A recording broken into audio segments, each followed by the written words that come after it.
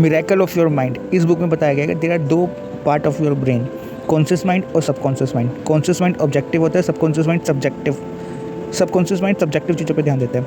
Impossible goals जो होते हैं वो भी अचीव करे जा सकते हैं आपके सबकॉन्शियस माइंड के द्वारा। इंसान के पास एक सबसे पावरफुल चीज़ है, वो है उसका ब्रेन, और वो कुछ भी पॉसिबल कर सकता है। आपका सब्जेक्टिव माइंड है ना, वो सजेशंस पे ज़्यादा ध्यान देता है। आपका सबकॉन्शियस माइंड बार बार में बोली गई चीज़ों को सच मान लेता है। बचपन में आपसे बार बार किसी ने कुछ बोला हो तो आपने दिमाग में रिपीट कर लिया, तो वो दिमाग में छप जाता है।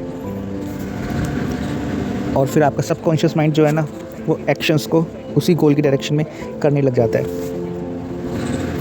आप खुद को इम्प्रूव कर सकते हैं, बस अपने सबकॉन्शियस माइंड पे कंट्रोल रखें। अपने आप को बार बार में सही चीज़ें बोलें ताकि वो उसको मान ले और उसी के अकॉर्डिंग एक्शन लेने लग जाए। आपकी लाइफ बदल सकती है, आप बहुत कुछ अचीव कर सकते हैं। अपने फेथ को पॉजिटिव बनाएं। अगर आपका फेथ नेगेटिव है तो वो सबकॉन्शियस माइंड को कंट्रोल करेगा और आपके एक्शन भी उसी के अकॉर्डिंग बेकार होने लग जाएंगे। इसलिए अपने फेथ को पॉजिटिव रखें और सबकॉन्शियस माइंड में अच्छी चीज़ें जाने दें।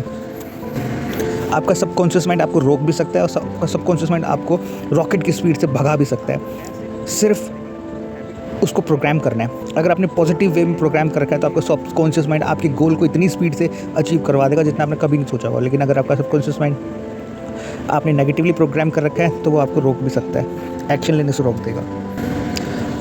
आप सबसे पहले फाइनेंशियल फ्रीडम ढूंढें। आपके पास पैसा होना ही चाहिए।